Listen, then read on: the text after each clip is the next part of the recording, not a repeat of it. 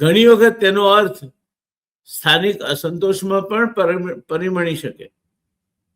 કોઈ વિસ્તારમાં રસ્તાનો પ્રશ્ન છે, કોઈ જગ્યાએ પાણીનો પ્રશ્ન છે, ક્યાંક ખેતીનો પ્રશ્ન છે, ક્યાંક બેરોજગારીનો પ્રશ્ન છે, ક્યાંક સ્થાનિક નેતૃત્વ પ્રત્યે અસંતોષ છે. જો આવા સ્થાનિક પ્રશ્નોનો સમયસર ઉકેલ ના આવે તો ચૂંટણીમાં અસર કરી શકે છે.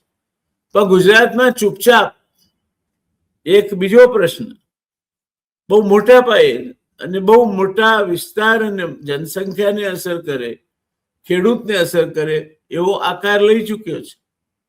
એ છે અદાણી દ્વારા જે વીજ લાઈન નાખવામાં આવે છે, એ વીજ લાઈનોમાં જે દાદાગીરી થાય છે, પોલીસની મદદથી ખેડૂતો ઉપર જે અત્યાચારો ગુજારાય છે, એના કારણે જ્યારે કોંગ્રેસની સત્તા હતી ત્યારે, એટલે 1990 પહેલા, કિસાન સંઘ ટ્રેક્ટર લઈને ગાંધીનગર કુંવરજીભાઈની આગેવાની નીચે પહોંચ્યું હતું.